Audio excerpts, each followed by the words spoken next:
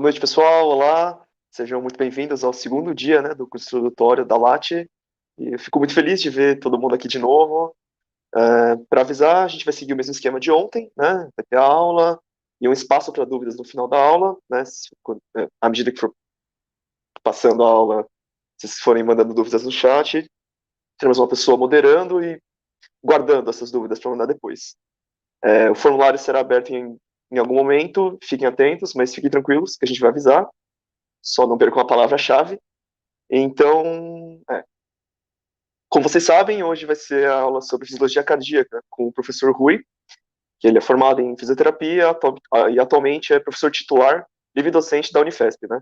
Sendo o chefe da disciplina de fisiologia cardiovascular e respiratória. Agora vou passar a palavra para o professor, né? Se quiser falar alguma coisa antes de começar a aula, por favor. Bom, boa noite a todos. Muito obrigado, Marcos, Nicole, a todos que estão presentes, né? Uma honra poder participar dessa primeira atividade, primeira semana, né, da Latte, né, que eu tenho certeza que já é um sucesso, né? Então, eu gostaria de parabenizar a todos que estão na organização e a todos que estão interessados, né, nesse assunto que, para todos os estudantes da área de saúde, é extremamente importante, né, o que nós vamos abordar, né? Não só a questão de anatomia, que vocês viram ontem, mas fisiocardio hoje. Amanhã, né, nós teremos o Dr. Nelson, que vai falar um pouco sobre a questão de cirurgia, e, finalmente, a doutora Valquíria, não é isso? Então, eu agradeço muito o convite, é uma honra poder participar dessa liga, né? E espero que vocês se interessem pelo assunto nosso hoje. Tenho certeza que vocês vão gostar do tema, porque é um tema que é bastante relevante, né? E eu escolhi, na verdade, falar um pouco sobre a introdução mesmo à fisiologia cardiovascular de uma forma um pouco ampla, né? Sem a gente entrar, talvez, em detalhes muito específicos hoje, mas nós teremos, ao longo do tempo, sim, possibilidade de aprofundar mais em cada um desses temas, né? Fisiologia cardiovascular é extensa, né? Nós hoje vamos falar um pouco, né? E ao final da minha aula, a gente vai ter tempo para conversar um pouco, vocês vão ver a bibliografia que a gente recomenda, né?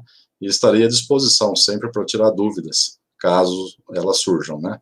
Então é isso, eu gostaria novamente de agradecer muito ao convite, né? Dizer que fico muito honrado de poder estar aqui hoje com vocês, né, com jovens interessados em se qualificar, em aprender, né, e seguir, né, num caminho que é o único caminho que eu considero, o caminho pela formação, pela educação, pela pesquisa. Muito obrigado, então, a todos. E estou à disposição quando vocês permitirem para a gente começar a nossa atividade. Certo, obrigado, professor. Agora a gente vai colocar a sua tela na aula. Se você puder abrir os slides.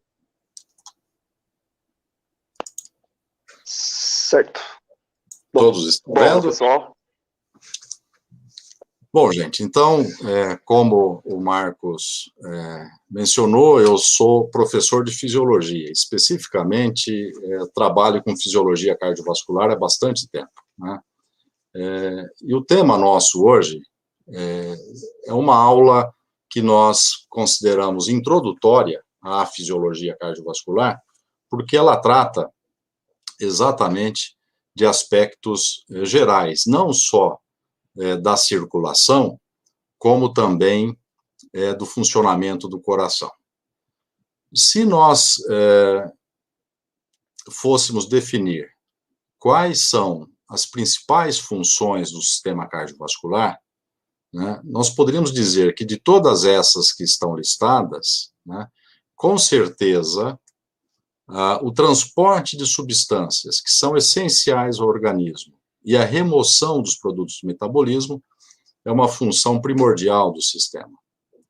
Nesse sentido, né, a gente não consegue, por exemplo, estocar oxigênio. Então, a renovação constante, né, de oxigênio que se dá pela passagem de sangue pelo sistema pulmonar é fundamental para a manutenção da vida. e todas as outras substâncias e substratos que o organismo necessita, né, o sistema cardiovascular é o responsável por esse transporte. Ele também atua em vários outros sistemas, né, por exemplo, na regulação da temperatura, na defesa do organismo, sistema imunológico, transporte e transformação de hormônios, ajuste, né, da oferta de oxigênio e nutrientes, né, em diferentes condições comportamentais, e isso tudo, né, tem a ver com um conceito em fisiologia que é bastante importante e é amplo, que é o conceito de homeostase, né, que é a manutenção da constância ou das condições ideais do meio interno, que é o local onde as nossas células estão. Então, o meio interno foi inicialmente definido por Claude Bernard, né, vejam que em 1859, e depois Walter Cannon, né, em 1929, do século passado, então, nos trouxe o conceito de homeostase. Esses sistemas, então, todos, né, que trabalham continuamente, momento a momento, né, mantendo a homeostase, dependem, obviamente, de um sistema circulatório funcionando de forma controlada, regulada e que permita, né, a execução de vários comportamentos, né, que os mamíferos, por exemplo, e as aves desempenham, né? Então, são os animais que têm o sistema circulatório mais desenvolvidos, né? Se nós compararmos, por exemplo, com insetos, né, o nosso sistema circulatório é muito mais desenvolvido. De uma forma geral, há necessidade de um órgão que bombeia o sangue, o coração, e tubos que levam esse plasma, né, aos diversos tecidos para fazer a renovação constante desse meio interno.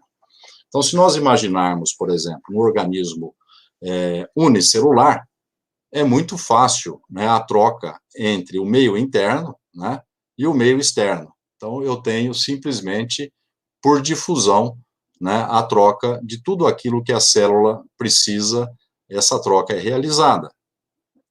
À medida que os organismos ficam mais complexos, eu começo a ter a necessidade de sistemas tubulares para levar, né, numa célula central, por exemplo, tudo aquilo que ela necessita, e vejam que aí há um desafio difusional, né, porque a distância aumenta, né, e a retirada dos produtos do metabolismo. Esse tipo de troca, de difusão simples, né, passa a ter a necessidade de um sistema de transporte mais complexo, como um sistema circulatório, que permite, então, a troca, né, do meio interno com o meio externo, por exemplo, né, a troca constante, né, de oxigênio e a captação desse oxigênio no território pulmonar e a seu subsequente transporte aos tecidos, né. Então, esse meio interno que está aqui representado, olha, o meio interno, a sua constância, a manutenção das condições ideais, se dá de forma rigorosa, né, para a manutenção da saúde. Quem faz isso é a passagem contínua de sangue que renova esse meio interno aqui. Então, eu tenho que ter, obviamente, um sistema que bombeia, né, o sangue, levando o plasma, então, tudo aquilo que a célula precisa, né, e eu renovo esse meio interno, né. Isso é fundamental para que o indivíduo tenha a manutenção da homeostase. Quando nós, então, olhamos para o sistema cardiovascular em humanos, né, nós podemos classificar esse sistema em grande circulação ou circulação sistêmica, e vejam que essa circulação trabalha com regime de alta pressão. E pequena circulação ou circulação pulmonar com regime de baixa pressão. Eu já vou mostrar para vocês o que difere em termos de pressão uma circulação da outra, mas essa alta pressão na circulação sistêmica, ela é importante exatamente porque esta pressão que é a força que impulsiona, né, o sangue, o plasma, né, para os diversos territórios em situações das mais variadas. Então, por exemplo, o cérebro, o encéfalo, ele é incapaz de estocar glicose. E ele precisa continuamente de glicose para funcionar. Quem leva isso, obviamente, é o sangue, né? Então, quando eu faço exercício físico, por exemplo, eu tenho que distribuir sangue para o território muscular esquelético, um regime de alta pressão é capaz de fazer isso, e, simultaneamente, manter a perfusão de um território essencial à vida, por exemplo, como o encéfalo. Então, a alta pressão, nesse caso, na circulação sistêmica, tem uma função biológica, né, para manter a perfusão em diversas situações, né? Por outro lado, a pequena circulação tem uma função, ou circulação pulmonar, simplesmente de troca gasosa, né, e, portanto, apesar da vazão ser idêntica, aquilo que o ventrículo esquerdo e o ventrículo direito ejetam, né, porque eles estão acoplados em série, a pressão no lado arterial da circulação é sempre mais elevada, e isso biologicamente tem um papel importante no que diz respeito à manutenção da homeostase dentro de limites fisiológicos. Quando a pressão sobe muito, né, vocês sabem, nós podemos ter uma condição não desejável, que é a hipertensão ou pressão alta. Para que esse sistema funcione bem, funcione de forma adequada, vocês viram em anatomia ontem com o professor Luiz, né, eu tenho que ter vários atores ou componentes que são bastante especializados. Então, por exemplo, os ventrículos direito e esquerdo são as bombas cardíacas que impulsionam o sangue em direção à pequena ou à grande circulação. As grandes artérias, que estão na saída do coração, né, tanto a artéria aorta quanto a pulmonar, são elásticas, né, e trabalham, então, com velocidades e pressões relativamente elevadas, sempre do lado esquerdo, pressões mais altas. Nós temos vasos de resistência e, sobretudo, as arteríolas, né, são os vasos principais que controlam a resistência à passagem do sangue. Então, essa resistência é importante porque ela determina um nível de pressão arterial. Se essa resistência sobe, o coração tem que vencer essa resistência, gerando mais pressão. E essa resistência é regulada, né, momento a momento, por vários mecanismos. Mecanismos locais, mecanismos hormonais, mecanismos neurais, né, determinam o funcionamento dos vasos, né, momento a momento. Então, são sistemas de controle bastante efetivos para a função de direcionar sangue para os locais onde há necessidade de mais sangue.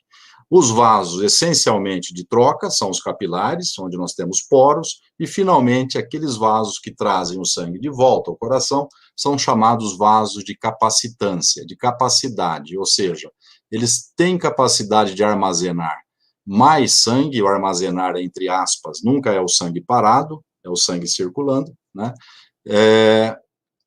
gerando pouca pressão. Então, vasos de resistência, vasos de condutância, vaso de capacitância e vaso de troca. Então, são componentes especializados dentro do sistema cardiovascular, e o coração, em função de bomba,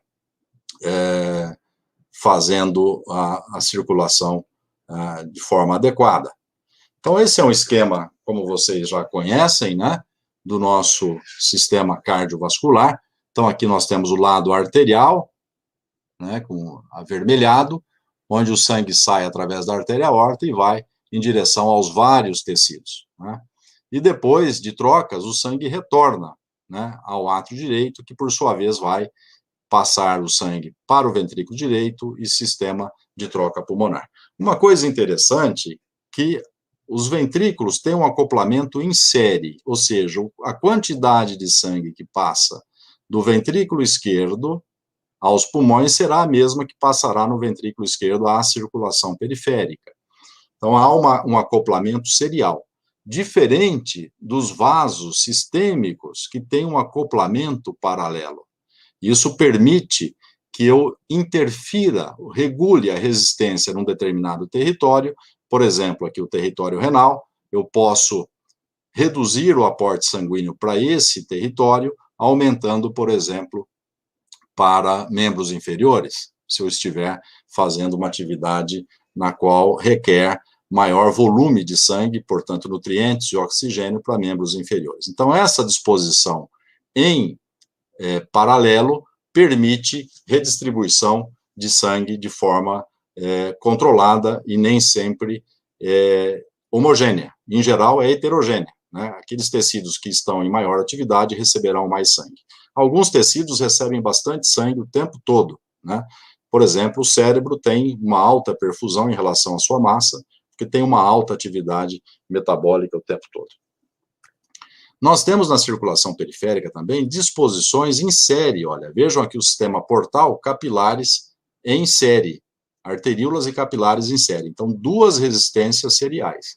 E também aqui no território renal, né? Então, são exceções, né, que conferem a esses territórios capacidades, por exemplo, de se fazer o controle seletivo num território ou no outro, onde eu tenha resistência que possa ser controlada de forma serial, no caso.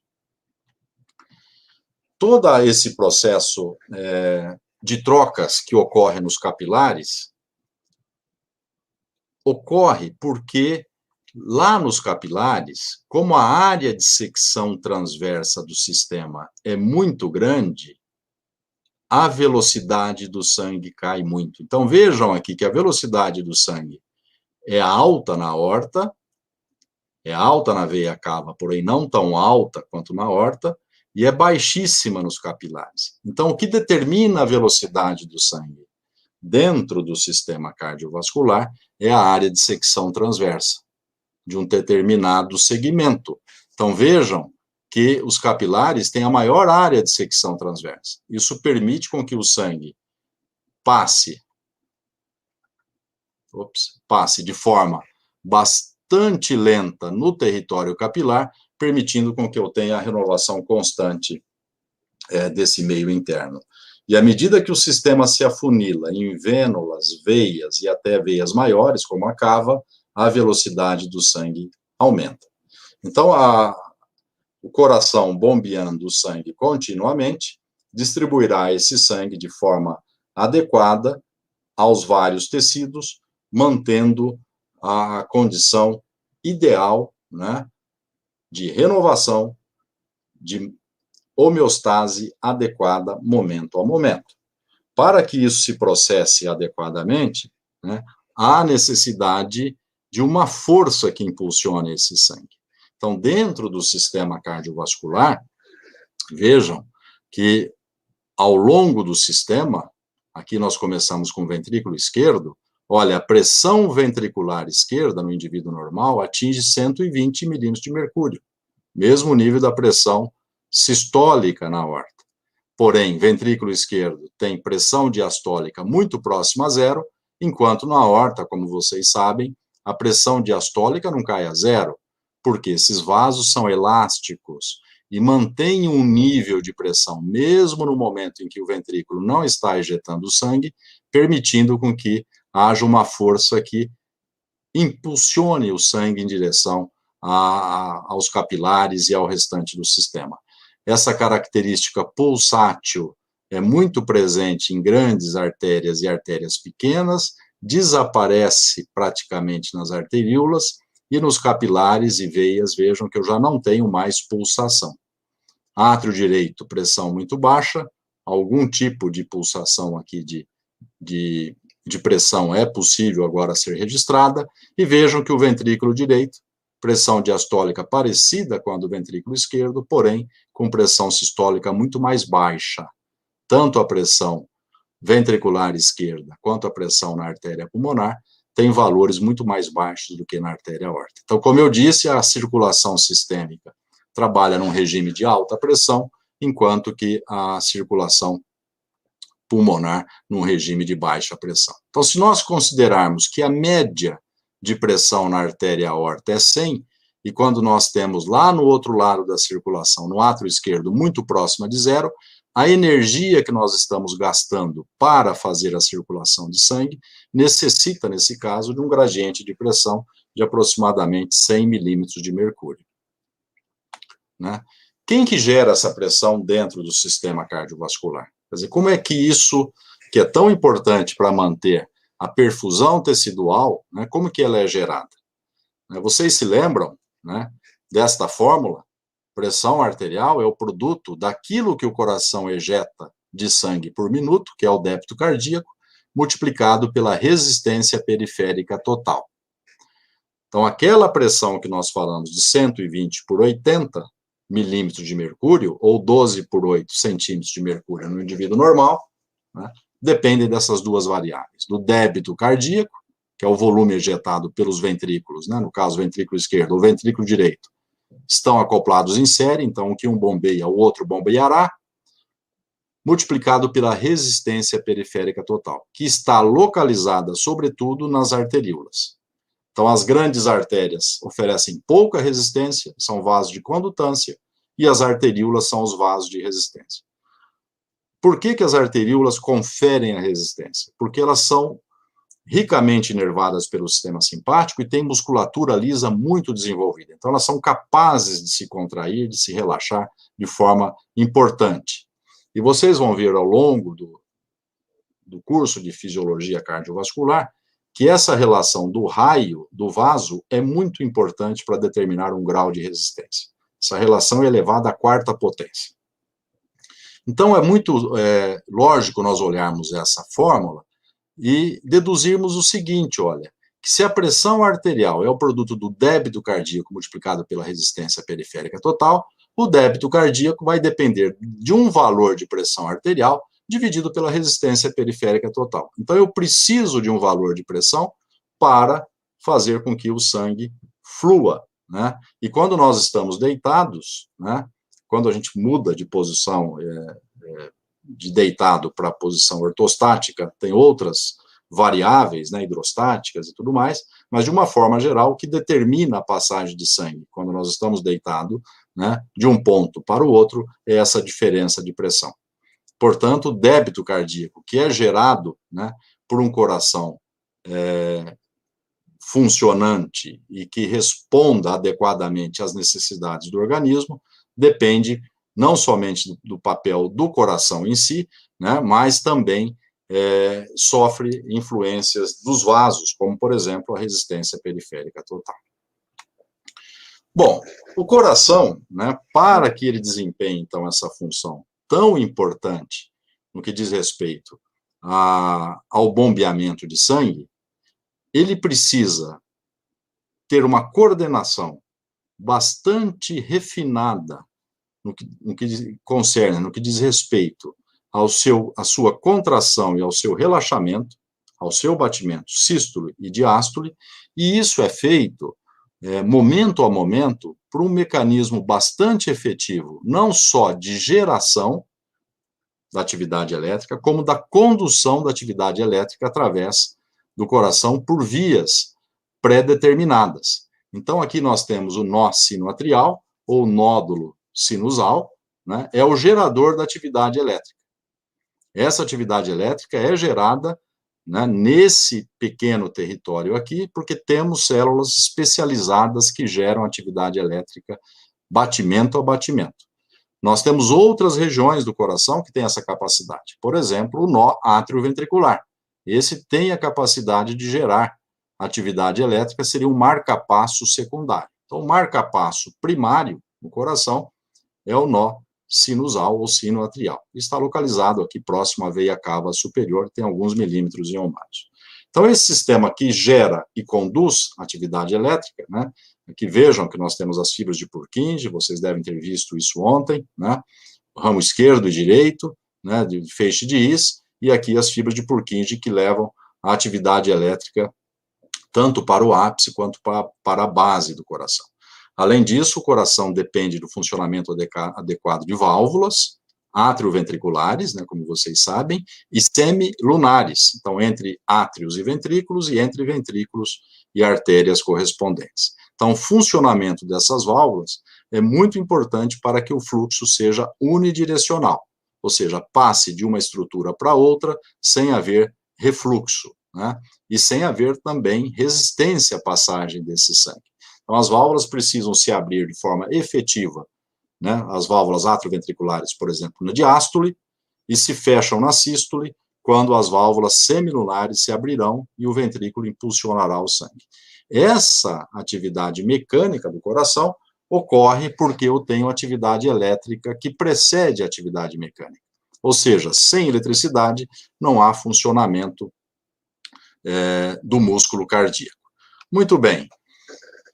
Se a gente considerar, então, quais são as principais características, né, que fazem com que o coração desempenhe de forma tão importante e ejete uma quantidade de sangue, momento a momento, que vai ser adequada para atender às necessidades do indivíduo, ele precisa ter características que são muito bem definidas no que diz respeito ao seu papel. E isso o coração tem. Então, por exemplo, olha, as propriedades que nós chamamos de propriedades que são bastante particulares do coração, são essas 4. Né? Automatismo, nós chamamos também de cronotropia, muito desenvolvido no nosso sino atrial e atrioventricular, condutibilidade ou dromotropia, não é?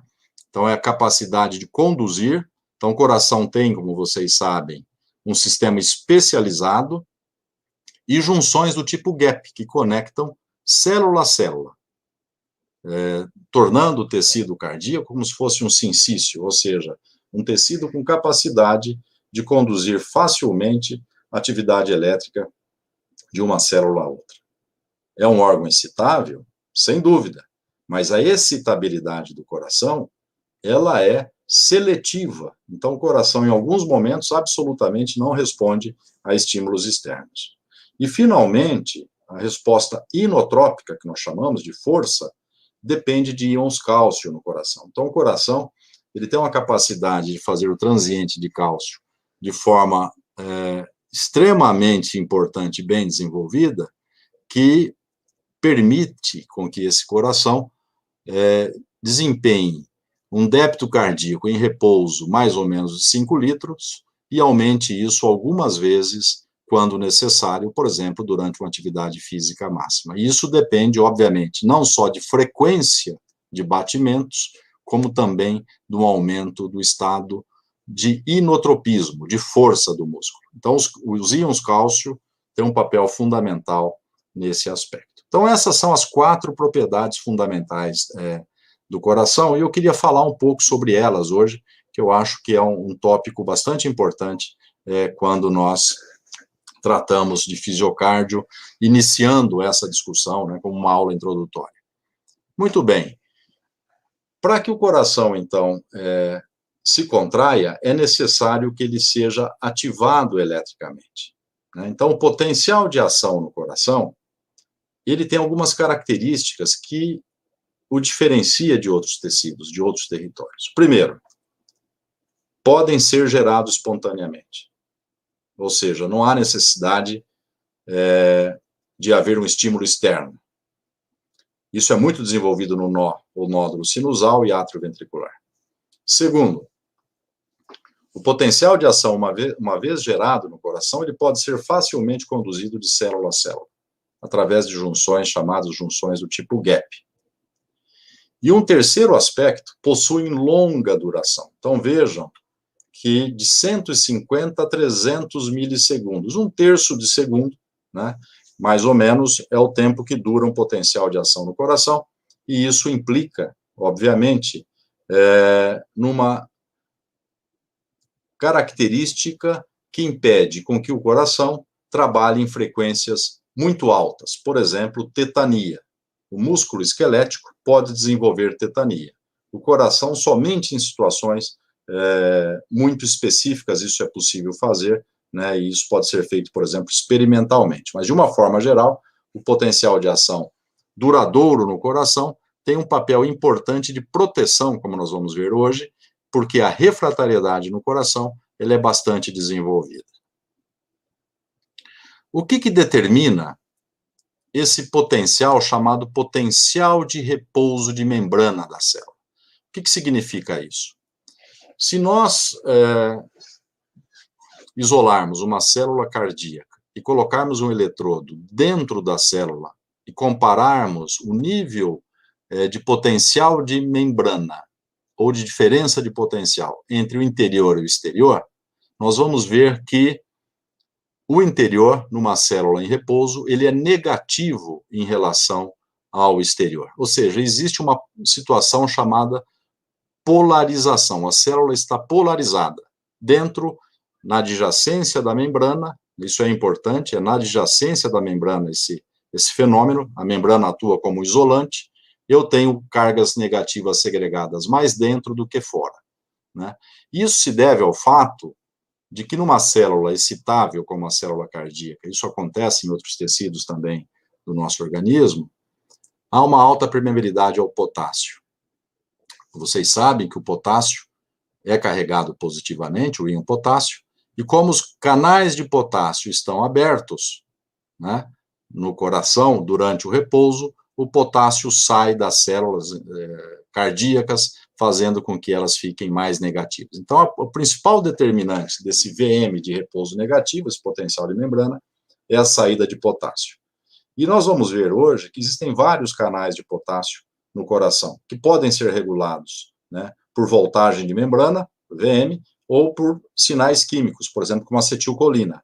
A acetilcolina, quando ela é liberada no coração, ela aumenta a condutância, ou seja, a passagem do potássio, que é mais concentrado dentro da célula do que fora, e o potássio sai da célula, hiperpolarizando, ou seja, a célula fica mais negativa.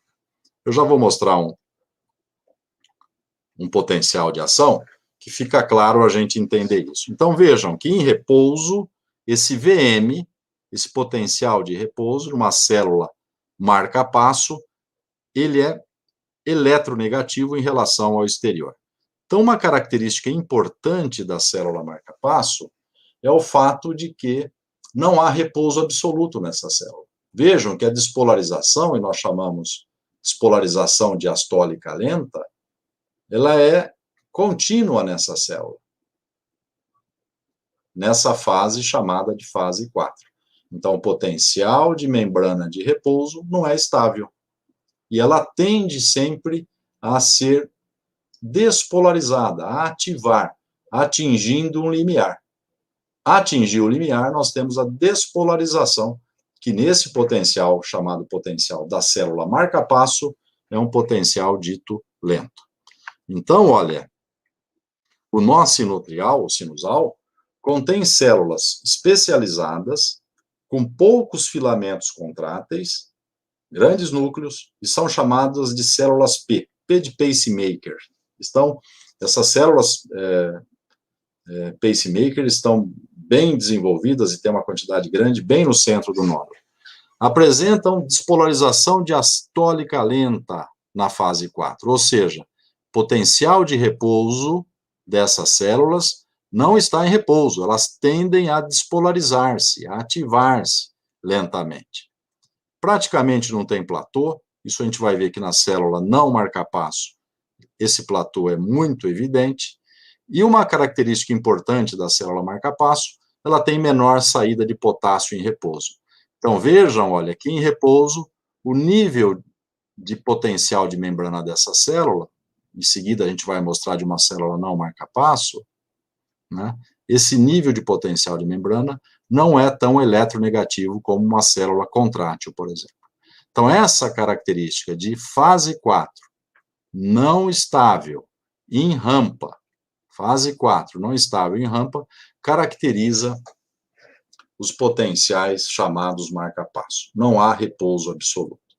Uma outra coisa importante, atingir o limiar, essa célula é despolarizada, ou seja, é ativada, porque entra cálcio.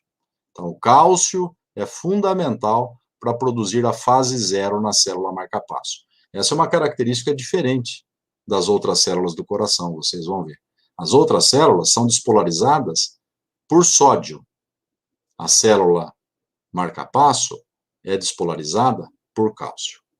Hoje nós sabemos bastante sobre esse potencial marca-passo, que é o potencial que faz com que a fase 4 seja inclinada. Nós chamamos isso de despolarização diastólica lenta. Fase 4, então, não há repouso. Isso se deve essencialmente a esses três fatores aqui. Primeiro, nós temos uma corrente chamada IF. Corrente que nós falamos é uma movimentação de um determinado íon, e esse íon, em caso, é sobretudo sódio. Ele não é muito seletivo, a IF, mas é sódio. E F vem de Funny, porque esses canais foram identificados, né, e os autores que relataram a existência desse tipo de corrente iônica na célula marca-passo acharam que essa célula era totalmente diferente, o tipo de corrente era diferente de outras células, porque ela era ativada por hiperpolarização. Normalmente o sódio não tem essa característica. Então, por isso que foi chamada de Funny e hoje é IF. Então, uma pequena corrente de sódio, entra sódio na célula. Depois, olha, entra cálcio, um cálcio chamado de T, né? É uma das principais correntes. E sai pouco potássio, né, da célula marca-passo. Então, em conjunto, esses três fatores, olha, entra sódio, entra cálcio e sai pouco potássio da célula marca-passo, ela tende sempre a despolarizar-se. Atingiu o limiar, o que despolariza essa célula é o cálcio. Então, vejam, olha, essa célula marca-passo, essas células que estão no nó sinusal e no nó atrioventricular, elas têm algumas características, olha, elas não transmitem frequências muito altas, elas têm uma duração no potencial de ação, se a frequência cardíaca aumentar muito, há fadiga de transmissão. Após o limiar, a despolarização se dá por canais de cálcio, do tipo L. Normalmente, a frequência de disparo do nó sinusal é maior do que aquela que nós observamos em repouso, porque o balanço simpato-vagal, a gente vai ver daqui a pouco o que é isso, prepondera a ação do vago sobre o coração em repouso. E nós sabemos hoje que o que controla essa despolarização diastólica lenta do nó sinusal são sparks, ou picos de cálcio, que são liberações espontâneas de cálcio do retículo sarcoplasmático. Então, isso aqui é um exemplo, né, de um cardiomiócito, uma célula que tem, no caso, atividade marca-passo, mostrando esses pontos mais claros aqui, avermelhados, um spark, uma liberação espontânea de cálcio do retículo sarcoplasmático. E acredita-se que essa liberação de cálcio, né, do retículo sarcoplasmático seja muito importante para controlar toda a atividade elétrica que é gerada, né, no nó sinusal, né, uma vez que esses canais que vão se abrindo, sódio, cálcio, menor saída de potássio, podem ser sinalizados de forma de dentro para fora da célula, ou seja, do retículo sarcoplasmático para a membrana. Então, o potencial de resposta lenta que nós definimos até agora, que é o potencial marca-passo, ele é diferente do potencial de ação encontrado, por exemplo, nas outras regiões do coração. Esse é dito não marca-passo, né? Então, vejam como difere, olha, fase 4 é estável, no potencial marca-passo não é, né? Essa fase 4, que é a fase de repouso, né, depende da alta permeabilidade ao potássio, e essa célula não marca-passo precisa ser comandada pela célula do nó sinusal. E uma vez ativada, então não esquecer que o potencial de ação se propaga através da membrana celular. Uma vez a célula sendo ativada por esse potencial de ação e propagação, a fase 0 do nó, da região, melhor dizendo, não marca-passo, depende do quê? Entrada de sódio. Então, olha, fase 0 da célula marca-passo, do potencial marca-passo, depende de cálcio. Fase 0 da célula não marca-passo, depende de sódio. E essa célula, olha, tem esse cardiomiócito, tem um platô muito desenvolvido. Isso é importante, porque esse platô, a fase 2, é a fase na qual entra cálcio durante a ativação elétrica cardíaca. E esse cálcio que entra na fase 2, é ele que libera cálcio que está dentro do retículo sarcoplasmático, sequestrado lá. preso lá dentro. E esse cálcio que entra na fase 2 é que libera o cálcio do retículo sarcoplasmático. Esse cálcio do retículo sarcoplasmático é que vai fazer com que os filamentos de actina e miosina interajam e haja o encurtamento e a contração.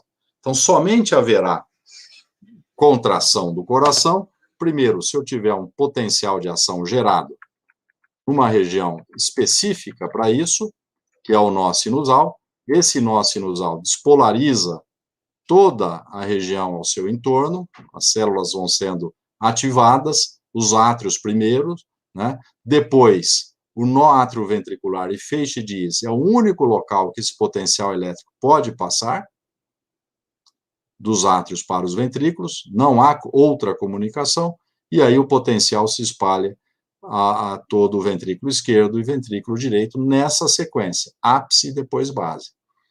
Então, essa atividade elétrica é fundamental para que, durante a fase 2 do potencial de ação, entre cálcio, e é esse cálcio que vai fazer com que haja a interação entre os filamentos de actina e miosina. E o coração precisa se relaxar. E para que isso aconteça, é fundamental a fase 3, na qual eu tenho saída de potássio, que são vários canais de potássio que trabalham em conjunto, fazendo a repolarização. Então, olha, relembrando, fase 4, repouso absoluto na célula não marca-passo. O que determina essa fase 4? Saída contínua de potássio, é o VM eletronegativo em relação ao exterior. Essa célula foi comandada, e esse comando normalmente é do nó sinusal, foi comandada, e eu tenho, então, a despolarização, que vai ser dependente de sódio. No nó sinusal e no nó atrioventricular, a despolarização é dependente de cálcio. No nó sinusal não há um platô evidente, como aqui sim há um platô evidente, e a fase 2 aqui depende obviamente, sai potássio na fase 2 e entra cálcio, mantendo a célula despolarizada, olha, nível de potencial de membrana mais para positivo. Vou entrar em detalhes aqui, porque aqui nós temos muitas informações, né? Mas existem vários canais iônicos que a gente já identifica e já identificou no coração e que são importantes para o seu funcionamento. Então, nós temos canais de cálcio, nós citamos 2 até agora, do tipo T e do tipo L, o T de transiente, o L de longa duração. Nós temos uma corrente IF de Fanny, que é uma corrente importante no nó sinusal. As fibras de Purkinje também apresentam esse tipo de corrente. E temos correntes de potássio, né, chamados IKS, IKR, IKUR, que são ativadas lenta, rápida, outra rapidamente. Tem canais de potássio que dependem de ATP, canais de potássio, por exemplo, K1, que é o que determina a fase 4, mantendo a célula polarizada. Então, são vários tipos de canais que são regulados de uma forma geral, ou por voltagem de membrana, ou por ligante. Então, por exemplo, os canais que são voltagem dependente, né, o IK1, que aparece na fase 4, o ITO na fase 1, e aqueles da fase 3. Canais regulados por ligantes, por exemplo, tem o IK, que é sensível à acetilcolina, o IK-ACH, e o IK-ATP, que é sensível a ATP. Então, na verdade, quando nós falamos que a fase 3, né, se repolariza por canais de potássio, tá aqui, olha, né, são vários canais, várias correntes iônicas, né. Alterações nesses canais, né, têm sido relatadas como as principais responsáveis, né, por mau funcionamento do coração, desenvolvimento de arritmias, desenvolvimento de dificuldade ou na fase contrátil ou na fase de relaxamento. Então, eu posso ter disfunções sistólicas ou diastólicas, caso esses canais, por alguma razão, não operem adequadamente. Então, esses canais diferentes que existem ao longo do coração fazem com que haja também diferentes formatos de potencial de ação. Então, vejam que no nó sinoatrial e atrioventricular, o tipo de potencial de ação encontrado, de atividade elétrica, é um potencial de ação do tipo lento. No restante das células, olha, musculatura atrial, e ventricular, potencial do tipo rápido. Notem que fibras de Purkinje tem aqui uma fase 4 um pouquinho inclinada, e por isso que alguns autores as consideram como marcapasso terciário. Então, o nó sinoatrial seria o marcapasso primário, o átrio ventricular o secundário, e, eventualmente, as fibras de Purkinje poderiam ter alguma atividade elétrica em situações específicas, porque elas apresentam uma inclinação aqui na fase 4, e nós sabemos que essa inclinação é dependente de IF. Então, olha, o nó sinoatrial seria o marcapasso primário, né? Ele tem vários canais iônicos já identificados a ele, esse tecido, né? O nó atrioventricular, o marcapasso secundário, então tem IF, né? O cálcio transiente, né? Menor saída de potássio na fase 4. Fibras de Purkinje, vejam que elas têm IF, né? Então, há uma pequena capacidade marca-passo muito primitiva nas fibras de Purkinje, e musculatura atrial e ventricular tem função essencialmente de expelir o sangue. Notem que aqui eu tenho um efeito beta-adrenérgico ou colinérgico nesses tecidos. Então, o beta-adrenérgico seria a ativação simpática, né? Que, por exemplo, na musculatura ventricular, aumenta a contratilidade. O efeito colinérgico, que é vagal, tem pouco efeito sobre a contratilidade. Mas o efeito colinérgico vagal, por exemplo, inibe muito o nó sinusal e produz bradicardia, né? Então, essas células que geram atividade elétrica são especializadas, e as células que se contraem têm a função específica de contração. Então, são componentes especializados dentro do coração, geradores de atividade elétrica, condutores de atividade elétrica e células que se contraem, né? Então, aqui só um exemplo do que seria essa corrente IF, onde ela é encontrada, no sino atrial, átrio ventricular e fibras de Purkinje. É uma corrente chamada FUNY, daí vem o nome, porque ela é ativada por hiperpolarização, né? E elas conduzem sódio e também potássio. Esse sistema, para que ele funcione de forma adequada e atenda às necessidades de homeostase do organismo, é fundamental que esse sistema, como outros do nosso corpo, seja regulado, né? Então, apesar de haver automatismo, né, o sistema nervoso autônomo, simpático e parasimpático, controlam de forma efetiva o coração, né, através de inervação direta noradrenérgica e colinérgica, através do simpático e parasimpático, né? Esses sistemas interagem, por exemplo, quando a atividade vagal parasimpática, né, o que inerva o coração, o nervo vago, né, passa junto com as carótidas aqui na região do pescoço, né, e quando ativado o nervo vago, que é uma parte do sistema parasimpático, libera acetilcolina. E a acetilcolina atua pré-sinapticamente, inibindo a ação simpática. Então, eu vou ter bradicardia mediada pela ação da acetilcolina, que hiperpolariza a célula do nó sinusal, aumenta a corrente de potássio, então o nó sinusal dispara menos, frequência cardíaca cai. E, simultaneamente, eu tenho a inibição do simpático. E o mesmo ocorre quando eu tenho ativação do simpático. Ele libera noradrenalina e tem a cotransmissão no coração com um neuropeptídeo chamado neuropeptídeo Y, que é capaz de inibir pré-sinapticamente a liberação de acetilcolina. Então, da mesma forma que eu tenho ativação simpática, produzindo taquicardia e aumento da força de contração, eu tenho a retirada da ação do vago sobre o coração. Então, se você precisa correr, por exemplo, fazer atividade física, ou luta ou fuga, como o Walter Kennel, né, nos trouxe esse conceito, luta ou fuga, que era muito importante você ter uma ativação simpática bastante orquestrada, você vai precisar, né, de ação simpática sobre o coração e retirada do nervo vago.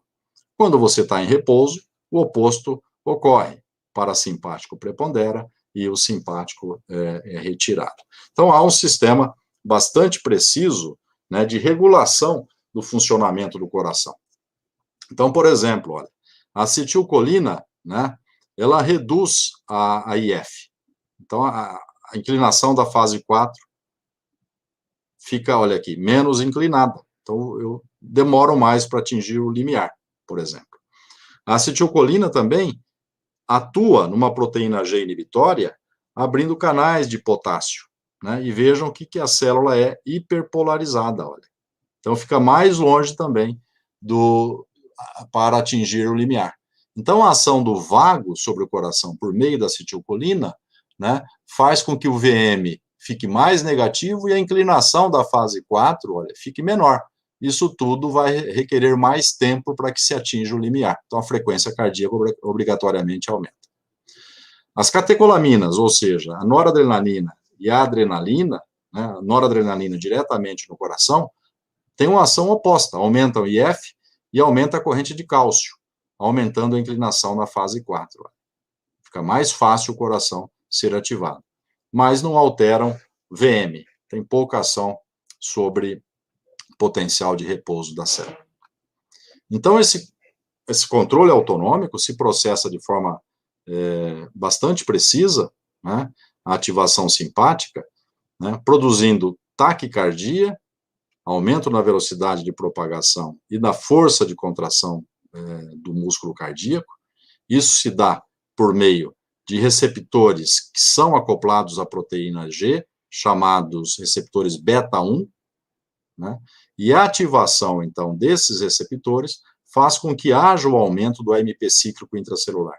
Esse seria um mensageiro importante, né, para atuar em outras proteínas intracelulares, permitindo com que haja um aumento da força, da velocidade, né, de contração do músculo cardíaco. Então, o músculo se contrairia com mais vigor e com maior frequência. Por outro lado, a acetilcolina, né, liberada pelo parasimpático, a ação do vago, atua em receptores M2, que são acoplados à proteína G inibitória e, portanto, hiperpolarizam a célula. Então, esse é um sistema de controle importante do funcionamento do nosso coração. Por exemplo, a ativação simpática é o principal mecanismo que nós utilizamos fisiologicamente para aumentar a contratilidade miocárdica, aumentar o inotropismo. Isso depende de ativação simpática.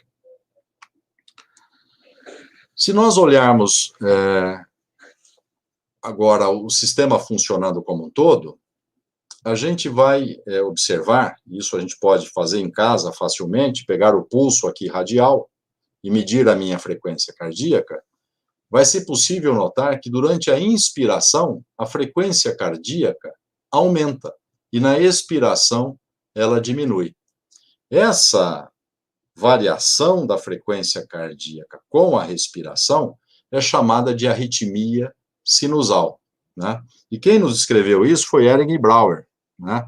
É um reflexo chamado de Ehrenbauer, onde durante a inspiração eu tenho um reflexo no qual aferentes, ou seja, informações que sobem através do nervo vago ao encéfalo, né, fazem com que haja redução da atividade vagal sobre o coração e um relativo aumento da atividade adrenérgica, né? Isso faz com que a frequência suba durante a inspiração. E durante a expiração, essa frequência cai. Essa arritmia sinusal, ela é um marcador interessante, um bom marcador do nível da ação do vago sobre o coração. Então, quanto mais arritmia sinusal eu tenho, né, mais ação vagal existe sobre esse coração. Esse é um bom sinal, né? Corações doentes, né, indivíduos cardiopatas, tendem a ter frequência cardíaca muito estável, muito estática, sem variação importante, porque há uma redução da ação vagal sobre o coração e um aumento muito importante da atividade adrenérgica, fazendo com que essa modulação se modifique, né, que esse balanço simpato-vagal se modifique. Bom, isso tudo que nós estamos dizendo, pessoal, é muito importante pelo seguinte fato: eu só vou ter contração se eu tiver um potencial de ação. Então, essa figura nos mostra esse acoplamento excita, contrai, que acontece no coração. Vejam que a tensão, a força será desenvolvida durante o platô. né? O que acontece no platô? Por que ele é tão importante? No platô entra cálcio, na fase 2 do potencial de ação. E é esse cálcio que libera cálcio do retículo sarcoplasmático, fazendo com que o músculo se contraia. Então, olha, o coração somente vai gerar força, tensão, se houver um potencial de ação sinalizando para que isso aconteça. E esse potencial de ação, como vocês sabem, depende do movimento contínuo de vários íons que entram e saem da célula, e de bombas, né, e trocadores depois que restabelecem a constância, né, do meio interno e do intracelular, né, desse tecido. Então, olha, uma vez gerada essa atividade elétrica, eu preciso ter a condução dessa atividade elétrica numa sequência que é extremamente importante que ocorra de forma pré-determinada. Os átrios se contraem primeiro, depois os ventrículos, e para que isso aconteça, eu tenho que ter um sistema gerador e condutor especializados. Então, olha, esse sistema condutor especializado, né, que já vou mostrar para vocês, nós já comentamos alguma coisa, é todo o sistema que leva a atividade elétrica numa sequência bastante determinada no coração. E isso pode ser depois visualizado, por exemplo, essa sequência de atividade elétrica no eletrocardiograma, que também tem uma alteração elétrica previsível, porque todo esse sistema é um sistema bastante rígido no que diz respeito à passagem da atividade elétrica ao longo do coração. E a refratariedade, que a gente vai falar daqui a pouco, que controla essa sequência de ativação. Ou seja, uma vez uma célula que passou a sua atividade elétrica para outra célula no coração, quando ela passa essa atividade para a célula subsequente, o potencial de ação, ela fica um tempo refratária, ou seja, ela vai ficar totalmente não responsiva a novas tentativas de ativação. Vejam que dentro do sistema como um todo, né, a velocidade de condução, precisamos guardar isso aqui, óbvio, mas vejam, olha, que as fibras de Purkinje são aquelas que têm maior velocidade de condução, até 3,5 metros por segundo. Dentro dos nodos, sinoatrial e atrioventricular, praticamente parada na condução. Eles são muito lentos em conduzir, né?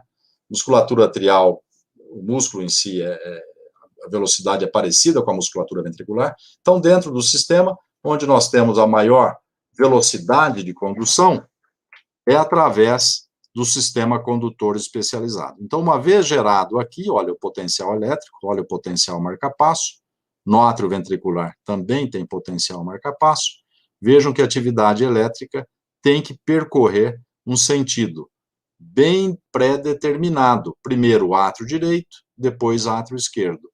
Toda a atividade elétrica será agora conduzida através do nó atrioventricular e fascículo ou feixe atrioventricular, ou feixe de His, dos átrios para os ventrículos. Aqui nós temos todo o tecido de sustentação das válvulas, tecido fibroso, péssimos condutores de eletricidade. Então, toda a eletricidade tem que passar através do fascículo ou feixe atrioventricular, que depois se subdivide em ramos direito e esquerdo das fibras de Purkinje. Então, vejam que primeiro o nó sinusal dispara, depois isso se propaga para o nó atrioventricular. Septo é despolarizado. Primeiro o esquerdo, em direção à direita. Olha, vejam que eu tenho um vetor aqui, essa seta, que vai da esquerda para a direita. Depois o ápice e, finalmente, a base. Não é? Essa sequência de ativação, vejam que eu posso visualizá-la aqui no eletrocardiograma. Então, em azul, o potencial do nó sinusal. Olha aqui, aparece em azul aqui no eletrocardiograma. Depois, em verde, musculatura atrial, despolarização atrial. E assim, subsequentemente, olha, em laranja, laranja mais escuro, vermelho, e eu vou ter a invasão dessa atividade elétrica formando o QRS. O que seria o QRS? O Q é despolarização do septo. R, a grande onda R, aqui representada, olha, a principal do eletrocardiograma, é a despolarização do ápice ventricular. E depois a S da base ventricular. Então, essa sequência de ativação, como foi dito, ela é previsível, ela é pré-determinada. Por isso que o eletrocardiograma tem uma correlação muito fiel com o que acontece com o coração, né? Então, nós podemos dizer o seguinte: quando que acontece a fase 2 do potencial de ação? Fase 2 está aqui, olha, segmento ST. Olha aqui, a fase 2, segmento ST. O que significa isso? Que nesse momento todo o ventrículo está, de direito e esquerdo, estarão despolarizados. Prontos para o quê? Para a contração. Então, é na fase 2 que acontece o acoplamento excita-contrai. A despolarização, a onda P aqui representada, olha, no eletrocardiograma, é despolarização atrial. Primeira metade dela, despolarização do átrio direito, segunda metade, despolarização do átrio esquerdo. Uma coisa muito importante, pessoal, é que quando o potencial passa através da junção átrio-ventricular, a velocidade de condução aqui é muito baixa, quase zero, né? E isso faz com que haja um retardo na passagem desse impulso, permitindo que os átrios sejam ativados, se contraiam precocemente aos ventrículos. Então, olha, essa é a sequência de ativação elétrica cardíaca: nó sinusal, nó atrioventricular, septo. Então, primeira despolarização atrial forma a onda P. Segmento aqui, olha, segmento PQ ou PR, é toda a atividade elétrica passando através da junção atrioventricular. Vejam que eu não consigo identificar muita coisa aqui. É isoelétrico também. Ativou o septo, onda Q, ápice, onda R, e base, onda S. Então, essas ondas, elas equivalem exatamente à sequência de ativação ventricular. E, finalmente, olha, segmento ST, fase 2 do potencial de ação, e quando a célula, olha o potencial de ação, que se repolariza, eu tenho a onda T, né, a onda T, que é a repolarização ventricular, a onda T no eletrocardiograma. Então, eu sei exatamente, olhando o eletrocardiograma, que fase de funcionamento que o coração está. A fase de contração, né, é a fase 2. Fase 2 é porque entra cálcio. Então, é bem aqui nesse segmento ST que eu vou ter o acoplamento excita-contrai. Então, a combutibilidade, a passagem, então, do potencial de ação ao longo do coração, depende de vários fatores. Primeiro, eu preciso ter um potencial de ação de amplitude que atinja o limiar. Isso é fundamental. Segundo, o limiar de estabilidade daquela região em repouso. Ela está apta ou não para receber um potencial de ação? Existem várias resistências, intra e extracelulares, né? E a resistência juncional, ou seja, a resistência através da junção atrioventricular, que também não transmite potenciais em altíssima frequência. Então, se a frequência tentar aumentar muito, eu posso ter a não passagem desse impulso através da junção atrioventricular. Os discos intercalares, né, são comunicações que existem entre as células, são estruturas que têm comunicações mecânicas e elétricas. As conexões mecânicas nós chamamos de junções de aderência e desmossomos, e dentro desses discos nós temos junções do tipo gap, que permitem, então, que aquelas regiões que não recebem o sistema condutor especializado, né, a passagem de potencial elétrico ocorra de célula a célula facilmente. Então, o sistema condutor especializado, ele tem a função de direcionar, né, como o potencial elétrico passa ao longo do coração, e essa sequência é fundamental para o funcionamento adequado, né, desse órgão, é fundamental. Muito bem, o coração é um órgão excitável? Sem dúvida é, né?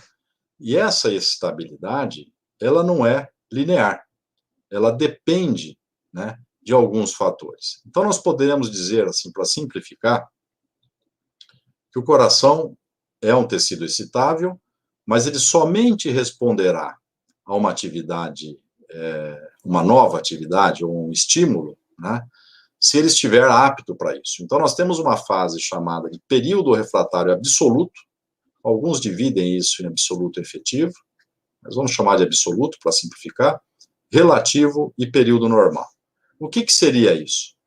Se nós olharmos os dois tipos principais de potencial de ação que nós relatamos hoje, o de resposta lenta, que é do nó sinusal, e o de resposta rápida, que são da nó sinusal e atrioventricular, né? O de resposta rápida das outras células do coração, vejam que eu tenho uma fase chamada ERP, que é período refratário efetivo absoluto, período refratário efetivo absoluto, no qual, independentemente da intensidade, da natureza, do estímulo, o coração não responderá. Então, eu posso ter um estímulo muito forte aqui, elétrico, mecânico, químico, o coração não responderá. Então, toda a fase 0, fase 1, fase 2 e mais ou menos 1/3 da fase 3, o coração é totalmente refratário a novos estímulos. Então, isso é muito importante, pessoal, porque confere ao coração uma proteção contra frequências extremamente elevadas, né? Então, vejam que o período refratário efetivo ou absoluto existe tanto na célula de resposta rápida, que é a célula não marca-passo, como na célula de resposta lenta ou célula marca-passo.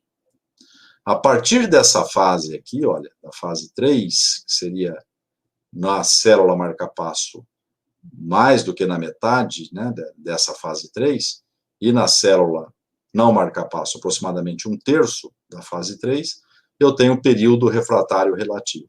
Aqui sim, um estímulo de intensidade suficientemente forte poderá gerar um novo potencial de ação e uma nova, se propagado, uma nova contração. Então, essa ativação aqui, né, tanto num quanto no outro, deflagrará uma nova atividade elétrica que resultará numa atividade mecânica fora do tempo. Isso nós chamamos de um batimento extra. Pode ser uma extrasístole atrial ou uma extrasístole ventricular, mas ela ocorreu fora do tempo. Então, isso somente ocorre durante a fase de período refratário relativo. E essa, na realidade, essa característica do coração se dá pelo fato de o coração ter um platô muito desenvolvido, uma fase 2 bastante desenvolvida, né, que entra cálcio, que é fundamental para o processo de funcionamento do coração, e essa fase 2 muito desenvolvida alarga o potencial de ação, não é? E faz com que o período refratário aumente nesse tecido, muito mais do que ocorre, por exemplo, no músculo esquelético ou no neurônio, no tecido nervoso. O músculo esquelético, por exemplo, ele pode responder a frequências muito mais altas de estimulação do que o músculo cardíaco. Ou seja, o músculo esquelético pode entrar em tetania e o músculo cardíaco tem uma proteção a isso, uma vez que ele tem um período refratário bastante desenvolvido.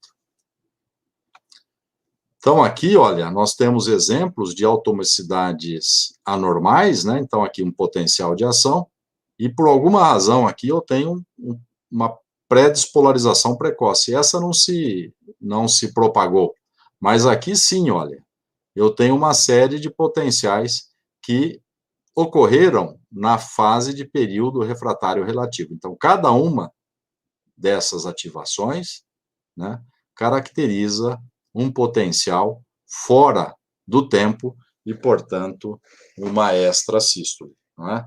Então, nesse caso, se houver, então, uma série, 3 ou mais extrasístoles ventriculares em série, nós podemos chamar isso de uma taquicardia ventricular, não é? Bom, nós já estamos terminando, e um dos conceitos fundamentais que eu queria passar para vocês hoje era o conceito de contratilidade, né?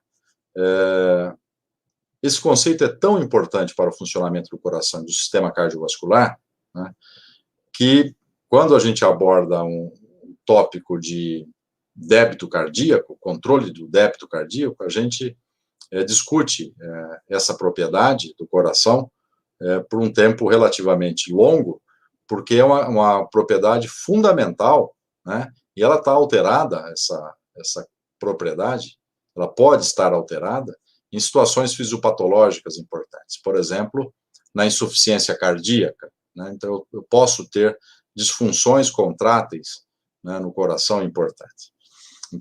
Então, a contratilidade é a capacidade de gerar força, capacidade do coração se contrair com maior vigor, de forma independente ao comprimento inicial da fibra. Esse conceito é importante, quando a gente fala em comprimento inicial da fibra. Eu queria só que vocês tivessem essa definição no momento, depois a gente pode discutir mais sobre isso, porque quando o comprimento inicial da fibra se modifica, significa que a fibra foi distendida, o ajuste que o coração faz, nós chamamos de Frank-Starling, em vez de contratilidade. Então, são mecanismos distintos. Contratilidade é um mecanismo no qual o coração se contrai com maior vigor, não porque ele encheu mais na diástole ou porque ele foi distendido, mas sim porque houve um estímulo para que ele se contraísse com mais vigor. Esse estímulo, em geral, né, é dependente da ativação de receptores do tipo beta-1, beta-adrenérgicos. Né? E essa ativação de receptores beta-adrenérgicos depende, né, essa ativação levam, né, a um aumento na quantidade de cálcio que entra na célula. Então, isso produz um acoplamento, excita, contrai de forma mais vigorosa. Então, de uma forma geral, a gente poderia dizer, o que é, por definição, contratilidade? É o aumento do vigor de contração, é uma resposta inotrópica. Isso tem como principal mecanismo um aumento na cinética de cálcio e, fisiologicamente, a forma mais efetiva de produzir isso é a ativação de receptores beta, né, pelo sistema nervoso simpático. Então, esse sistema é tão importante para o nosso coração, né? Nós sabemos, por exemplo, isso desde Sidney Ringer, né, que nós temos a solução de Ringer-lactato, que corações isolados, eles só batem se eles são perfundidos com uma solução que tenha cálcio, 2 milimolar de cálcio. Na ausência de cálcio, eles não funcionam, um coração isolado, né? Então a gente pode trabalhar com o coração isolado de uma forma adequada, com banho, temperatura, oxigenação e tudo mais, mas a necessidade de cálcio é fundamental, né? Diferente, né, do músculo esquelético. O músculo esquelético não tem essa necessidade do cálcio extracelular para se contrair, né? E na ausência de cálcio, por exemplo, um coração, mesmo estimulado eletricamente, ele não vai se contrair. Então, isso mostra que o cálcio é fundamental, esse cálcio que entra na fase 2 do coração, é fundamental para o processo de sinalização desse músculo durante a contração miocárdica, né? Então, isso ocorre da seguinte forma, olha, o acoplamento, excitação, contração, ocorre quando o potencial de ação, então aqui nós temos o potencial de ação espontâneo passando através, né? Isso faz com que o cálcio entre na célula, quando o cálcio é internalizado na fase 2, e liberará cálcio do retículo sarcoplasmático. Todo esse processo, ele é otimizado quando eu tenho ativação de receptores beta-1. Então, esse receptor beta-1 ativado vai produzir, né, ele é acoplado a uma proteína G excitatória, vai ativar a adenilatociclase, que está aqui acoplada à proteína G, isso vai aumentar a formação de AMP cíclico, aumentando a ativação de uma proteína quinase A, e isso vai produzir uma ação intracelular mais efetiva. Então, esse acoplamento, excitação, contração, pode ser modulado, pode ser controlado pela quantidade de cálcio que entra na fase 2. Quanto mais cálcio entra, mais cálcio é liberado do retículo sarcoplasmático.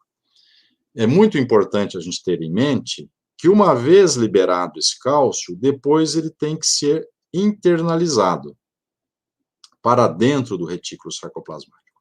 Então, o cálcio é liberado através de um canal chamado de rianodina, que está localizado aqui no retículo sarcoplasmático, é um canal sensível ao cálcio, cálcio liberando cálcio, e depois esse cálcio, boa parte do cálcio que fica livre no citosol, terá que retornar ao retículo sarcoplasmático através de uma bomba que gasta energia, que gasta ATP, uma bomba de cálcio chamada de cerca-2. Aqui nós temos também uma bomba de cálcio localizada na membrana celular, que joga o cálcio para fora, e um trocador sódio-cálcio, que ele externaliza cálcio em troca de sódio, 3:1. Então, eu tenho mecanismos que vão manter a homeostase do citoplasma em cada potencial de ação que passa pelo coração. Então, hoje, nós sabemos que um coração pode se contrair com menos vigor, um coração doente, caso esse mecanismo de sensibilidade ao cálcio esteja modificado, e aí em qualquer uma dessas vias isso pode acontecer, qualquer uma dessas proteínas, ou ainda um coração que se relaxa mal, uma disfunção diastólica, porque a recaptura do cálcio e a externalização do cálcio, por alguma razão, também está com alguma alteração funcional, né? E isso faz com que eu tenha, então, indivíduos nos quais o processo de contração e relaxamento, né, não são adequados. No indivíduo saudável, né, esse mecanismo é controlado de forma efetiva, momento a momento, batimento a batimento, né, fazendo com que os filamentos de actina e miosina interajam de forma adequada para que o coração ejete uma quantidade adequada de sangue à circulação, atendendo às necessidades metabólicas, né? Então, pessoal, eu gostaria de passar para vocês hoje os seguintes conceitos, né? Se perguntarem quais são as propriedades fundamentais da fibra cardíaca para vocês, né, eu gostaria que vocês tivessem isso bem claro, né, que são 4. Né? O automatismo, que é uma característica única que permite a despolarização espontânea de regiões específicas do coração, que contém um potencial elétrico também particular. Então, esse automatismo é extremamente desenvolvido no nosso sinusal. O coração tem, além disso, um sistema condutor que coordena a sequência de ativação cardíaca. Então, a condutibilidade é muito orquestrada, e o eletrocardiograma é uma forma da gente ver esse sistema funcionando. O coração é um tecido estável, mas ele responde de forma bastante seletiva a estímulos externos. Então, existe um período chamado refratário absoluto, no qual nenhuma resposta poderá ser deflagrada, e um período relativo, no qual eu posso, sim, ter uma resposta fora do tempo, né, antes do período normal, de normalidade, e isso confere um batimento prematuro, um batimento fora do tempo, que pode ser atrial ou ventricular. E todo esse mecanismo, tão bem desenhado e tão bem controlado por vários mecanismos também, né, tem como principal função, né, bombear sangue, e aí a contratilidade é o principal determinante disso, de capacidade de bombeamento cardíaco. Então, no indivíduo saudável, essa contratilidade adequada depende não só da geração de um potencial de ação por regiões específicas, da sua condução num tempo adequado, ou seja, pegando o tecido no período de estabilidade adequado, produzindo uma cinética de cálcio também adequada para que o coração bombeie a quantidade de sangue necessária àquele momento, quer seja em repouso ou em atividade intensa. Todos esses mecanismos operam em conjunto com um único objetivo maior, de manter a homeostase, de manter a quantidade de sangue bombeada de forma precisa à necessidade de cada indivíduo, de acordo com o seu comportamento naquele momento. Por isso que o coração recebe influências importantes, neurais, autonômicas, do sistema nervoso simpático e parasimpático. Existem vários hormônios que podem interferir na função do coração, como os hormônios tiroidianos, por exemplo, né, que podem produzir um aumento na capacidade de trabalho desse órgão, né? E a gente não poderia deixar de dizer que o coração opera, né, momento a momento, bombeando o sangue em direção a vasos, que também oferecem uma resistência à sua ejeção. Essa resistência, nós vamos ver ao longo do tempo, vocês vão ter oportunidade de discutir sobre isso, nós chamamos de pós-carga. Então, o coração tem que vencer uma pós-carga, que é uma resistência à ejeção de sangue. E essa pós-carga, né, ela depende da quantidade de pressão na artéria aorta, por exemplo, do nível de pressão. E essa pressão, em geral, sobe quando os vasos na periferia estão mais fechados, que nós chamamos de resistência periférica total. Então, gente, eu acho que era isso.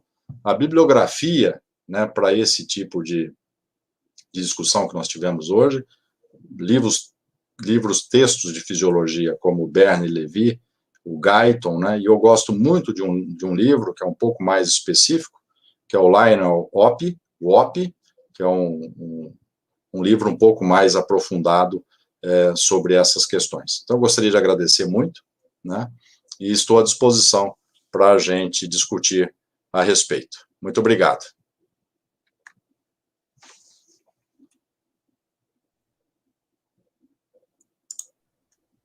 Obrigado, professor, pela aula. Foi muito boa. Muitos elogios no chat. Então, Obrigado. temos aqui algumas perguntas para você. Pois não. A primeira é da Thaís Neri. Ela perguntou por que a pressão das artérias do lado esquerdo é maior. Thaís, obrigado pela pergunta. Essa sua pergunta é muito importante. Nós temos uma função biológica, não sei se você se lembra no começo da aula que eu disse, que os organismos unicelulares e até organismos um pouco mais complexos, como os insetos, têm um sistema. Os unicelulares não têm sistema cardiovascular. Os insetos têm um sistema de troca de oxigênio com o ambiente muito mais primitivo. É uma traqueia que absorve o oxigênio. São animais pequenos, não tem insetos grandes. À medida que nós temos necessidade de aumentar o processo difusional, e nós temos, portanto, organismos maiores, como aves e mamíferos, né, no nosso caso, né, eu preciso ter um sistema de bombeamento. Então, nós falamos hoje como o coração gera atividade elétrica e bombeia o sangue. Não chegamos a falar de mecânica cardíaca, né, não tivemos tempo. Mas esse bombeamento gera uma pressão, porque a quantidade de sangue que sai através da aorta gera uma pressão. E essa pressão elevada na circulação arterial, porque tem uma alta resistência hidráulica, as arteríolas são mais fechadas, essa pressão elevada tem uma função biológica, que é levar o plasma para renovar lá, vamos dizer assim, o meio interno de forma precisa. Então, eu dei um exemplo, olha, durante o exercício físico intenso, o cérebro não fica sem oxigênio, porque o cérebro não estoca glicose. Você precisa continuar mandando sangue para o cérebro e mandando sangue para músculo. Imagina um indivíduo numa maratona, né? Então, os músculos que estão recebendo 20 litros de sangue por minuto, um indivíduo correndo em alta, 25 mais até litros por minuto, indo tudo para o músculo, né? O cérebro está sendo perfundido, eu preciso de pressão. Se a pressão na artéria aorta cai, a perfusão sanguínea para o cérebro diminui, eu tenho ou confusão mental ou desmaio, síncope. Então, essa é uma função biológica importante. Hemodinamicamente, por que isso acontece? Porque as arteríolas são mais resistivas na circulação sistêmica do que na pulmonar. Os pulmões recebem a mesma quantidade de sangue, só que com pressão baixa. Pressão sistólica na artéria pulmonar é 20 e pouquinho milímetros de mercúrio. Na artéria aorta, 120. Por quê? Resistência alta. A vazão é igual. Então, tem uma função importante biológica. Então, o exercício físico, eu acho que é um exemplo interessante da gente ter em mente, né? Perfusão cerebral. Então, você imagina a pressão na girafa, né? A pressão sistólica na girafa é muito maior. A girafa é muito maior do que a nossa, né? Porque você tem que perfundir o encéfalo lá em cima. A girafa também, o encéfalo dela precisa de glicose. Todos os mamíferos, né? Então, tem uma função biológica importante. Por isso que a nossa pressão, vocês vão ter depois uma aula específica de regulação de pressão arterial, né, Marcos? Depois, mais para frente. Tem vários mecanismos que regulam a nossa pressão, né? E quando a gente perde, porque a capacidade de regular e a pressão começa a subir, né, esse é um fator que sobrecarrega muito o coração. A pós-carga, como eu falei bem ao finalzinho da aula, está alta, e isso sobrecarrega o coração, né? Então, a gente precisa de pressão, mas não precisa de pressão acima do adequado, né? É isso. Não sei se eu te respondi, Thaís. Obrigado pela resposta, professor. A próxima é da Vitória Carvalho. Pergunta: por que quando estamos fazendo uma manobra de ressuscitação, por exemplo, utilizamos de estímulos externos? Essa Vitória, né? Ela complementou a pergunta depois, né? Falando da utilização de massagem cardíaca, quando teoricamente não há pulso ou potencial elétrico no coração. Exatamente. Então, aí tem duas tentativas, né, Vitória? E, com certeza, o professor Nelson amanhã vai ser muito mais esclarecedor nesse aspecto, né? Ele é um cirurgião cardíaco, mas você pode fazer a massagem cardíaca, né, diretamente no coração, né, não só sobre o tórax. Seria um recurso último, né, vamos dizer assim, né, numa mesa cirúrgica, por exemplo, né?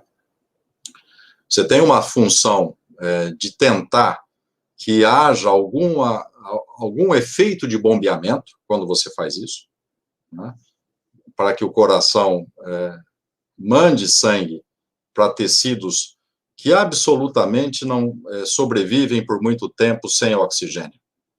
O cérebro é um deles, e o próprio coração também trabalha mal com o metabolismo anaeróbio.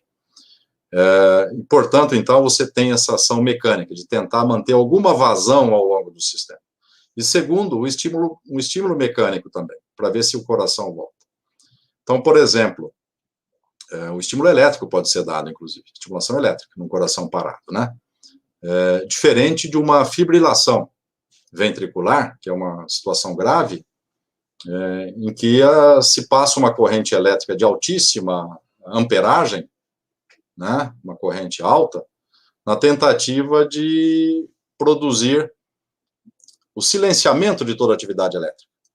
Porque na fibrilação, eu tenho múltiplos territórios gerando atividade elétrica. E isso, obviamente, não é compatível com a vida. Fibrilação ventricular. Então, Vitória, são duas ações. Uma para tentar ver se o coração volta a bater, e a outra para tentar manter algum tipo de vazão, né, de circulação de sangue dentro do sistema. Como eu disse, organismos complexos como o nosso e todos os mamíferos, né, não quero dizer que os insetos não sejam complexos, são, mas eles não conseguem ter tamanhos grandes como nós, né, porque eles não têm um sistema circulatório desenvolvido como o nosso. Então, cada um desses atores do nosso sistema circulatório tem uma função bastante bem definida. O nó sinusal só gera atividade elétrica. As fibras que conduzem só fazem isso. Os contráteis só contraem. E você se lembra que os vasos também têm ações bastante bem definidas, né? Eu sempre pergunto para os alunos por que as arteríolas são os vasos de resistência e não os capilares, porque os capilares são mais finos, porque eu tenho muito mais capilar do que arteríola. Se eu comparar um capilar com uma arteríola, ele vai ser mais resistivo. Mas, no geral, os capilares têm uma rede capilar imensa, com a função de fazer a troca do meio interno. Eu estou batendo nisso porque esse é o princípio inicial, quando a gente fala de fisiologia cardiovascular, nós temos que ter em mente isso. O que é o indivíduo doente? É um indivíduo no qual a homeostase foi perdida. Vocês, que serão profissionais, já são profissionais da saúde, vocês vão trabalhar no futuro com pessoas nas quais a homeostase está se rompendo. ou já se rompeu, né? Insuficiência cardíaca, hipertensão arterial e tudo mais. Então, a função principal do sistema circulatório é renovar de forma precisa o meio interno, né? Com bombeamento, vasos, tubos, especificidade e muito controle sobre isso. Muito controle. Então, nós temos vários sistemas que controlam o sistema cardiovascular. Vários sistemas. Hormonal, neural, local, né, ações parácrinas, ações... Enfim, o sistema é bastante complexo, né? Então, acho que é isso, Vitória. Obrigado pela pergunta. Pergunta muito interessante. E quando, na verdade, esse sistema não volta, eu tenho uma parada cardíaca, infelizmente, né? O Nelson, com certeza, amanhã vai falar bastante sobre isso, sobre técnicas, né, de como você pode resolver problemas, um coração doente, por exemplo, substituir uma válvula, ou fazer a substituição de um vaso, né, a coronária. Por que a gente substitui coronária? O coração não trabalha sem sangue, sem oxigênio, né? Certo, professor. A próxima é da Tainá Barros, e pergunta por que os pacientes com doenças de Chagas precisam de marca-passo? Tainá, a doença de Chagas, ela tem o tripanossoma, né, que é um protozoário, tem uma preferência para coração e para alguns outros tecidos, intestino e tal. Mas no coração, quando ele invade o coração, ele produz uma alteração estrutural muito grande, né? O coração aumenta de tamanho, ele fica dilatado. E essa dilatação, ela produz um aumento da pós-carga, que nós falamos, de acordo com uma lei chamada Lei de Laplace, Tainá, que a tensão, ou seja, a força que o sangue exerce contra a parede, é proporcional à pressão vezes o raio. Então, raios grandes, de cavidades grandes, a força que o sangue exerce e se opõe à ejeção de sangue é muito grande. Isso acontece com pacientes com doença de Chagas, infelizmente. E esse tipo de alteração estrutural interfere no funcionamento não só das células contráteis, como também dos marcapassos, das células do nó sinusal, que deixam de ter a sua função. Então, olha, não só a doença de Chagas, qualquer outra situação na qual o nó sinusal deixa de funcionar, o indivíduo vai precisar de um marcapasso externo, tá certo? Então, o marcapasso fisiológico é o nó sinusal. Se houver parada do nó sinusal, o ritmo é restabelecido, é mantido por outros tecidos, mas numa frequência muito baixa. E é por isso que se precisa fazer uma intervenção, né? Hoje existem marcapassos, o Nelson pode falar bastante sobre isso amanhã, marcapassos inteligentes, que aumentam a frequência cardíaca à medida que você, por exemplo, aumenta a impedância, né? Aumenta a quantidade de sangue que chega ao coração, e o marcapasso regula isso. Antes, os marcapassos eram de frequência fixa. Hoje, marcapassos podem ser mais inteligentes. Mas, resumindo, doença de Chagas, que é uma doença ainda encontrada no Brasil, né? Em alguns lugares do mundo, mas no Brasil, em algumas regiões do país, sobretudo, né? Produz uma dilatação intensa do coração. E isso é bastante prejudicial ao funcionamento do coração, tanto na fase sistólica quanto na fase diastólica. Certo. A próxima é da Thaís Neri, novamente, que pergunta quando ocorre taquicardia ventricular? Thaís, excelente pergunta, todas as perguntas muito boas. Olha, o marcapasso fisiológico do coração é o nó sinusal, tá certo? Qualquer ritmo fora do nó sinusal é uma arritmia, tá? A arritmia pode ser atrial ou ventricular. Se ela é originada no átrio, obviamente, é atrial. Se é originada no ventrículo, é ventricular. Então, se eu tiver no ventrículo alguma região ventricular produzindo atividade elétrica exacerbada fora do normal, essa região poderá assumir o ritmo. Se ela assumir o ritmo e, portanto, produzir potenciais de ação propagados e contrações em série, 3 ou mais, eu diria que é taquicardia ventricular. Tá? Você pode ter uma extrasístole, uma isolada, né? que eventualmente não tem, e até mais do que uma, eventualmente não tem nenhuma repercussão importante, né? Mas muitas extrasístoles ventriculares, como taquicardia ventricular, isso sim precisa ser investigado. O que pode desencadear? Doença coronariana, por exemplo. Então, se o indivíduo não tiver coronárias que perfundam bem o miocárdio, um miocárdio em sofrimento, com pouco oxigênio, pode começar a gerar atividade elétrica exacerbada. E sabem por que isso ocorre? Porque os mecanismos que regulam cálcio intracelular usam muito ATP. E quando eu começo a ter falta de ATP, de energia, eu começo a ter disrupção nos mecanismos que controlam o cálcio. Então, o cálcio está envolvido de forma bastante importante nas arritmias também. E a taquicardia ventricular ela tem um outro agravante. Ela diminui a quantidade de sangue bombeada. Por quê? Porque o tempo de enchimento do coração é encurtado. Encurta o enchimento, esvazia menos. Então, nós estamos falando de frequências aí 230, 240, 250, né?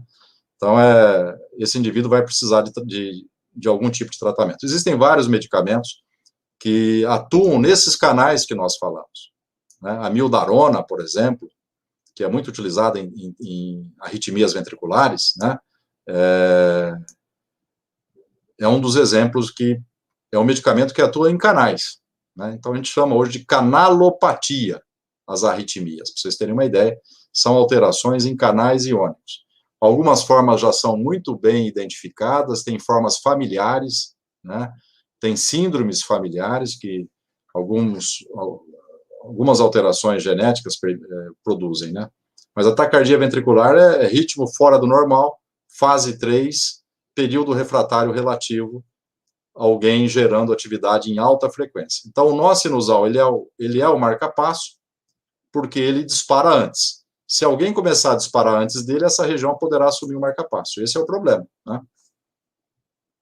Tá bom, Thaís? Eu acho que era isso. Não sei se eu respondi a sua pergunta. Certo, professor. Agora a última pergunta, novamente da Vitória, que pergunta que uma pessoa com cardiomegalia, então, teria prejudicado principalmente a propriedade de contratilidade. Exatamente, Vitória. Esse é um tema que despertou muito interesse de pesquisadores e continua ainda sendo um tema muito importante. A cardiomegalia é quando o coração aumenta, né? Existem várias situações que produzem isso. Algumas idiopáticas, que não se sabe a causa, né? Outras, com causa definida, como a doença de Chagas.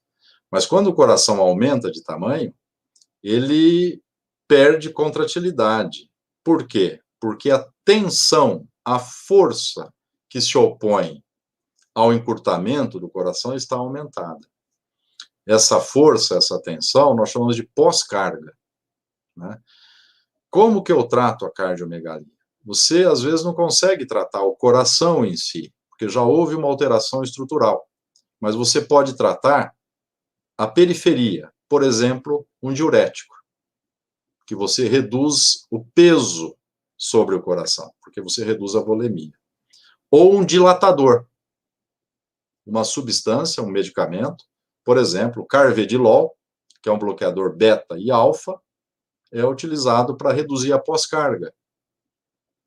E aí você tem uma redução no trabalho que o coração tem que fazer. Ou seja, houve uma alteração estrutural, o coração está maior, eu não consigo alterar isso diretamente, mas eu posso trabalhar na periferia.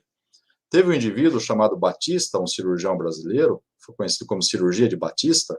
Ele pegava indivíduos com cardiomegalia muito pronunciada e tirava uma parte do ventrículo, a ventrilectomia que ele desenvolveu. Ficou conhecido como cirurgia de Batista.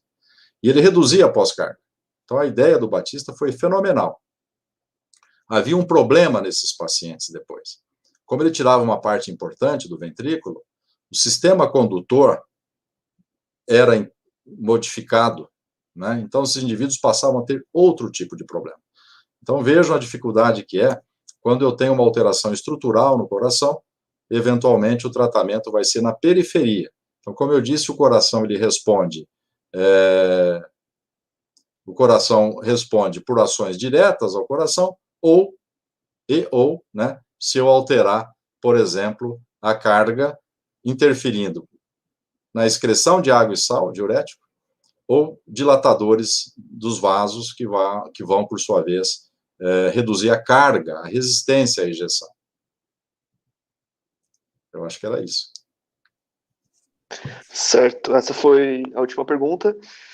Muito obrigado por todas as perguntas e obrigado, professor, pela aula, a disponibilidade de responder tudo. Uma honra estar aqui com vocês. Eu queria agradecer muito a participação de todos, parabenizar vocês, parabenizar.